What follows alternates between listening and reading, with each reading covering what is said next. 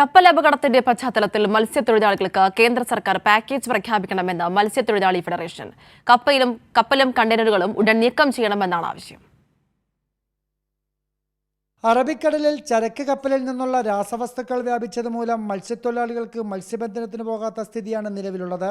തൊഴിൽ നഷ്ടമുണ്ടായ മത്സ്യത്തൊഴിലാളി സമൂഹത്തിന് ജീവിക്കുവാൻ ആവശ്യമായ നഷ്ടപരിഹാരം നൽകുവാൻ കേന്ദ്ര സർക്കാർ അടിയന്തര നടപടി സ്വീകരിക്കണമെന്ന് കേരള സംസ്ഥാന മത്സ്യത്തൊഴിലാളി federation general secretary P Chittaranjan MLA ആവശ്യപ്പെട്ടു.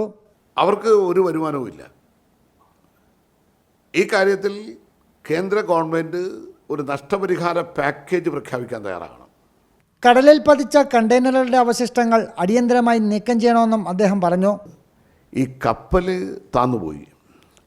താന്നുപോയ കപ്പലിൻ്റെ അവശിഷ്ടങ്ങളെല്ലാം കടലിനടിയിലാണ്.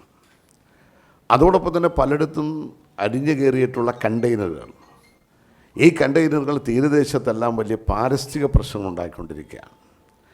അതുകൊണ്ട് എത്രയും വേഗതയിൽ ഈ കണ്ടെയ്നറുകളുടെ അവശിഷ്ടങ്ങളെ മുഴുവൻ നീക്കം ചെയ്യാനും. ഈ ആവശ്യങ്ങൾ ഉന്നയിച്ചുകൊണ്ട് കേരള സംസ്ഥാന മത്സ്യത്തൊഴിലാളി ഫെഡറേഷൻ മെയ് 30 രാവിലെ 11 മണിക്ക് കേന്ദ്ര മറൈൻ ഫിഷറീസ് റിസർച്ച് ഇൻസ്റ്റിറ്റ്യൂട്ടിൽ പ്രതിഷേധ ധർണയും മാർച്ചും സംഘടിപ്പിക്കും. തെറ്റായ പ്രചാരവേലകളെ അതിജീവിക്കുവാനും മത്സ്യത്തൊഴിലാളികൾക്ക് ആത്മവിശ്വാസമുണ്ടാക്കാനും ജനങ്ങളിലുണ്ടായിട്ടുള്ള തെറ്റിദ്ധാരണ മാറ്റുന്നതിനു വേണ്ടി സംസ്ഥാനത്തുടനീളം ഫെഡറേഷൻ്റെ നേതൃത്വത്തിൽ മത്സ്യസദ്യകൾ സംഘടിപ്പിക്കും.